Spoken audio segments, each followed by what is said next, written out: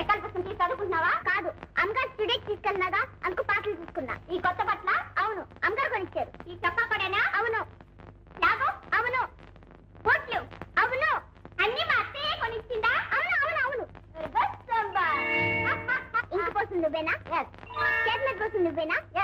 Log మీద కూడా పోతుంది నువ్వేనా? మరి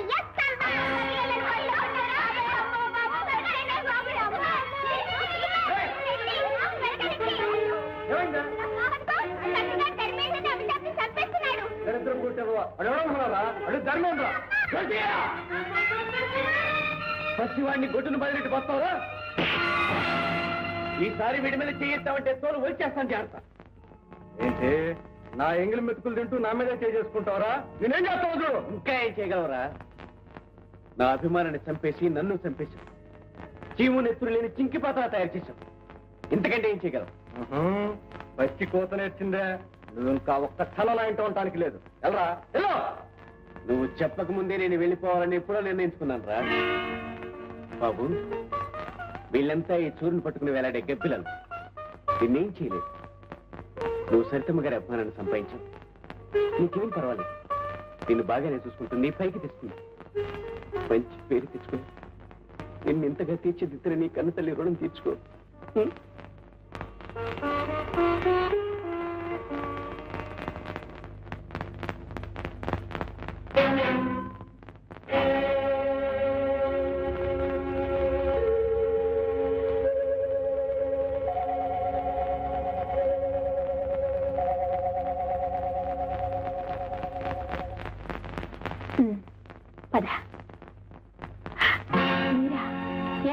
ఇంట్లోంచి పారిపోయి ఇక్కడికి వచ్చావా? పరా ఇంటికి. అతను వచ్చింది మా ఇంటికే కదమ్మా.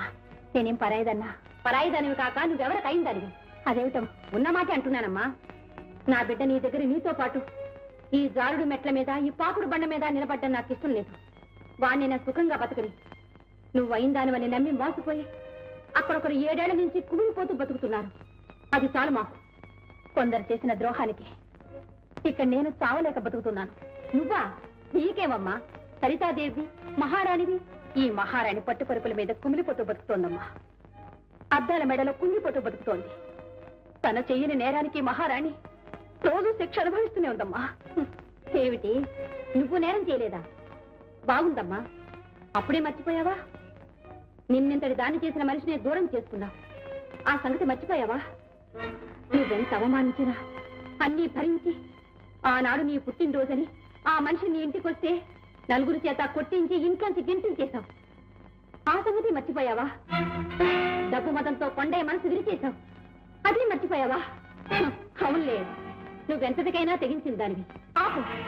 ఇంకా ఎందుకమ్మా నువ్వు చేసిన తప్పులు ఇతరుల మీద రుద్దుతావు? అసలు దీనికి అంతటికీ కారణం నువ్వు కదూ. ఏ ఆడది చేయని ద్రోహం చేసింది నువ్వు కదూ. కట్టుకున్న భర్తను వదిలేశావు. చిలక గోరింకల్లాంటి మమ్మల్ని విడదీసి కొండయ్య నీ వైపు తిప్పుకున్నావు. నా వాడైన మనిషితో కాపురం చేసి ఓ బిడ్డను కూడా కన్నావు. సీతాలు ఎందుకలా గొంతు చించుకుంటావు? ఏ నిజం కాదా? ఏమిటి మరీది? కొండయ్యకి నాకు అంతటి పాప పాట ఎలా అనగలిగావు? ఈ మాటలన్నది నేను కాదు, నీ ఆయనే చెప్పాడు. ఆయన ఇక్కడున్నారా? నా కళ్ళలోకి చూసి చెప్పను. ఎవరి కళ్ళల్లోకి చూడనక్కర్లేదు. కొండయ్య నిన్ను బండిలో ఎక్కించుకు తీసుకువెళ్ళాం నా కళ్ళారా నేను చూశాను. తీసుకెళ్ళడమే చూశావు, కానీ ఏ స్థితిలో తీసుకెళ్లాడో తెలుసా? స్టేషన్లో డబ్బు దొంగతనం చేసి మా వారు నన్ను ఇంటిని వదిలేసి పారిపోయారు. ఆ కారణంగా నాన్నగారు ఉద్యోగం పోయింది. ఆ అవమానాన్ని భరించలేక గుండెపోటుతో చచ్చిపోయారు. ఆయన సిక్కులేని దాన్ని అయిపోయాను. పైగా గర్భవతిని. ఆ ఊళ్ళో ఉంటే పాత జ్ఞాపకాలు బాధ పెడతాయని నన్ను మరో ఊరు చేర్చాడు కొండయ్య. అత్తగారింటికి వెళ్ళవలసిన నేను అన్నగారింటికి చేరాననుకున్నాను. ఆనాటి నుంచి నన్ను నా బిడ్డని కంటికి రెప్పలా కాపాడుతున్నా. తోడబుట్టినవాడు కాకపోయినా నీడనిచ్చిన దేవుడమ్మా అతను. నేను చెప్పిన మాటల్లో చేసిన తబద్ధం ఉన్నా ఈ ఇంటి నుంచి నా బిడ్డ శవాన్ని మోసి పెడతానమ్మా. ఏమిటో మా అందరి కష్టాలు అతను తీర్చగలిగాడు, కానీ అతని కష్టం తీర్చడం మాత్రం మా వల్ల కాలేదు. మాకు 1000 చేతులున్నా అతని కన్నీళ్లు తుడవలేమమ్మా. ఆ శక్తి ఒక్కరికే ఉంది. అతని మనసులో ఒక్కరికే స్థానం ఉంది. అది ఆనాటి సీతాలకి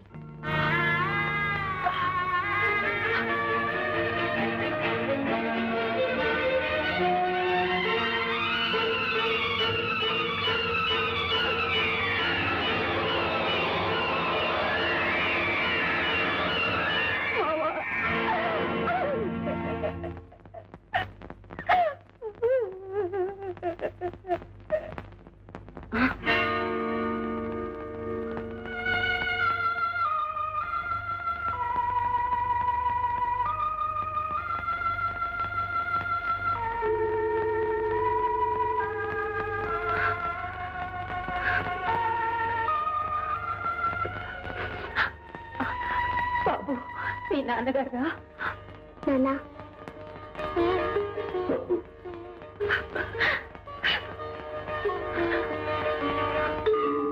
ఏమిటి మీ అన్నయ్యే నీకింత దారుణమైన ద్రోహం చేశాడా? అవును రవి గారు, పగవాళ్ళు కూడా తలపెట్టిన అపకారం నా తోడ పుట్టినవాడే నాకు చేశాడు. వాళ్ళ మాటలు నమ్మి నా మావని అపార్థం చేసుకున్నాను, దూరం చేసుకున్నాను. అందుకే రవి గారు, వెంటనే మా ఊరెళ్ళి మా మావ కాలమే పడతాను, నా తప్పు మన్నించమని ప్రాధాయపడతాను. కానీ ఇక్కడి నుంచి ఎలా వెళ్ళిపోగలవు సరితాదేవి? నీ చుట్టూ నువ్వే ఓ బంగారు పంజరాన్ని కట్టుకున్నావే. ఆ పంజరాన్ని బద్దలు కొట్టుకుని వెళ్ళిపోతాను, ఈ బంధాన్ని తెంచుకుని పారిపోతాను. నువ్వు పెంచుకున్న పేరు ప్రఖ్యాతులు, కీర్తి ప్రతిష్టలు పెంచుకుంటే తెగిపోయేవి కావు సరితాదేవి. అవి నీకంటే ముందుగానే మీ ఊరు చేరుకుంటాయి, నీకు మీ మావకు మధ్య అడ్డు నిలుస్తాయి. ఎలాగైనా సరే నేను వెళ్ళిపోవాలి రవి గారు. మా మావ మనసులో ఇంకా నాకు చోటు ఉందని తెలిసాక ఇక్కడ క్షణం ఉండలేదు. నాకు జల్తారు బతుకుద్దు రవి గారు. ఈ కార్లొద్దు, మేళ్ళొద్దు, నగలొద్దు. మా మావ చల్లటి పిలుపు, తీయట మాట చాలు రవి గారు. నన్ను ఎలాగైనా పంపించేయండి, వెళ్ళిపోతాను. అదేమిటమ్మా, నువ్వు పెడతానంటే నేను కాదంటానా? కానీ మీ ఇద్దరూ కలిసి బతకాలంటే దానికి ఒకటే మార్గం ఉంది. ఏమిటది? ప్రఖ్యాత నటీమణి సరితాదేవి తెల్లవారేసరికి చచ్చిపోవాలి.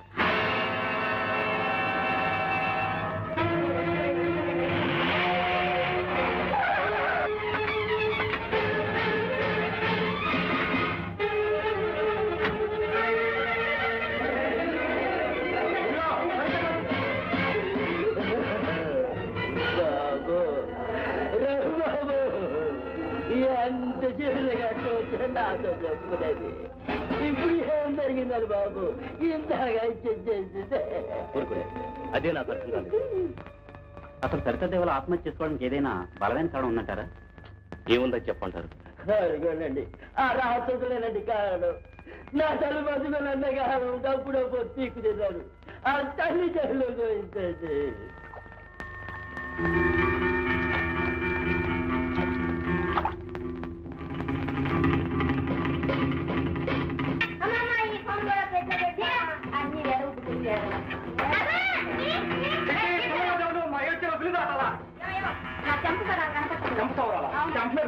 పచ్చినోటి పెళ్లికి వచ్చిందే కష్టం. డబ్బులు దాకా సంతులు దాకలేదు. ఒకసారి యాదవా. హలో హలో, ఎవరు? రాజుగారా? నేను రవిని మాట్లాడుతున్నాను. నమస్తే నమస్తే. కొండయ్య అని మీ హాల్లో పనిచేస్తుంటాడు. అతను ఒకసారి ఫోన్ దగ్గరికి పిలుస్తారా? ఏమిటి, నిన్ననే ఊరికెళ్ళిపోయాడా? థ్యాంక్ యూ బాబు. ఆడికి కూడా ఈ విషయం తెలియపరచలేదు బాబు. ఏదో వాళ్ళు సుఖంగా బతకలేండి బాబు. సింహాద్రి గారు, ఒక విషయం చెప్పనా? చచ్చిపోయింది సరితాది, మీ సీతాలు బతికే ఉంది. బాబు మీరు అనేది నా బిడ్డ బతికే ఉందా? అవునండి, సీతాలు కొండని చేరుకోవాలని నిర్ణయించుకుంది. ఇక్కడ తను సంపాదించుకున్న పేరు అక్కడ వాళ్ళిద్దరిని సుఖంగా ఉండనివ్వరు. అందుకనే లోకం దృష్టిలో సినీతారుగా కనుమూసింది. సీతాలుగా కొండని చేరుకోబోతుంది. చూడండి, కలకత్తాలో నాకు స్నేహితుడున్నాడు. నేను ఉత్తరం రాసిస్తాను, మీరు అక్కడికి వెళ్ళండి. ఈలోగా సీతాలు కొండని వెంట పెట్టుకుని అక్కడ చేరుకుంటుంది. ఎవరూ గుర్తుపట్టని ఆ ఊళ్ళో ఈ రంగుల వల నుంచి దూరంగా హాయిగా మీరందరూ ఉంటారు. కానీ బాబు, కళ్ళ తండ్రిగా ఆడేదాన్ని కలకలేకపోయాను. మీరు ఆ పుణ్యం కట్టుకుంటున్నారు. మీరు నేను తీర్చుకోలేను బాబు. సరితాదేవి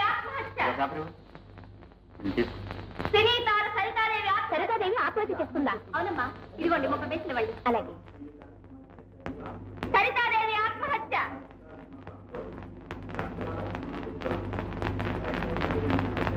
రవి గారు, నేనే మోసపోయానే. మీరు లోకాలే మోసం చేశారుగా. చూసారా నా ఫోటో నల్లటి బార్డర్తో ఎంత చక్కగా ఉందో. పోన్లే, ఎన్నాళ్ళు నలుగురు కళ్ళు నీ మీదే ఉన్నాయి. దీంతో దిష్టి తీరిపోతుంది, పీడ వెరగడైపోతుంది.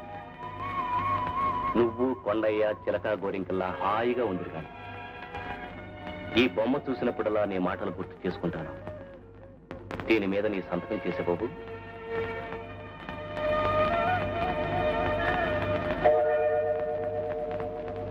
అదేమిటి? సీతాలకి చదువు రాదు బాబు.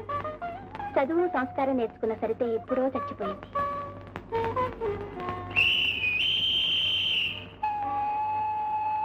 వెళ్ళొస్తాను బాబు.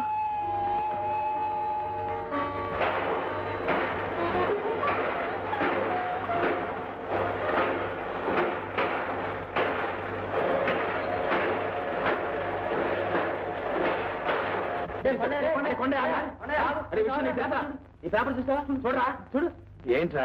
చూడరా, మన సీతాలు ఆత్మహత్య చేసుకుందంట. నిర్మాతల ఆందోళన, లక్షలాది అభిమానుల విశ్రాంతి. ప్రఖ్యాత నటీమణి కుమారి శంకరదేవి నిన్న ఉదయం క్రిస్టియన్ సాగర్లో దూకి ఆత్మహత్య చేసుకున్నారు.